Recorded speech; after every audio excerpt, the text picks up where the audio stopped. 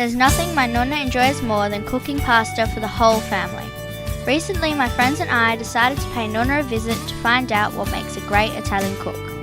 What we found is the process of preparing one meal is really involved. Nonna not only uses fresh ingredients, but often grows her own. She has her own traditional ways to prepare her meals, and that's what makes them special.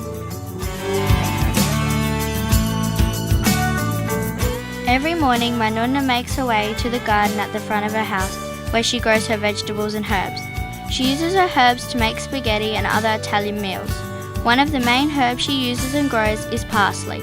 My Nonna took Megan, one of my friends, around her garden and explained all the different herbs and plants she grows and why.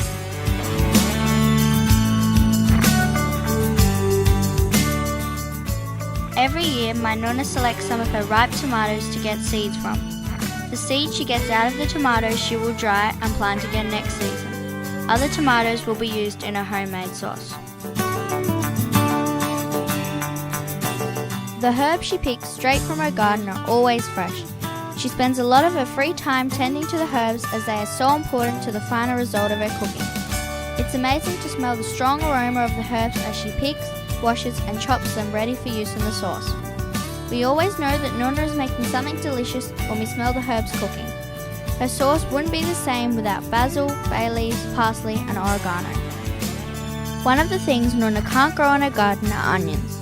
She makes a weekly trip to the shops to buy a large bag of onions as she uses them in all types of her cooking.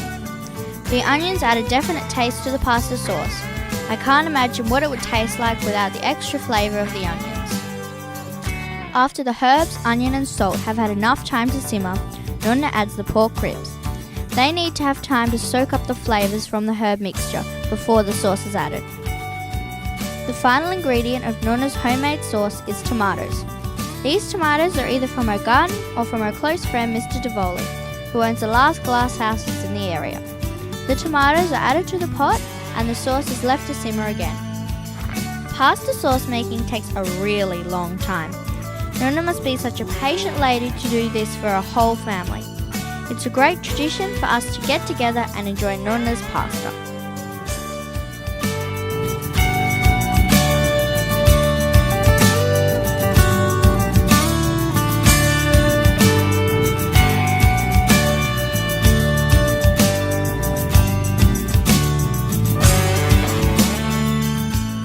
You're lucky. I'm going to tell you the secret ingredient. Beef and chicken stock cubes. My Nonna adds these for extra flavour, and I know that the final taste of the sauce can change if they are forgotten. The sauce was stirred and then I got to help.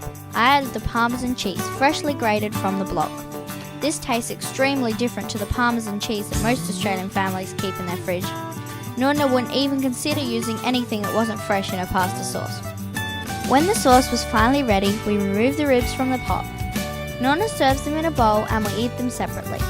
I can't begin to imagine the mess we'd be in if we tried to eat them straight from the sauce. During the final 15 minutes of simmer time, Nonna puts the pasta on to boil. She takes care not to overcook the pasta because the sauce wouldn't taste as good if the pasta weren't quite right. The water is drained and the delicious sauce is added.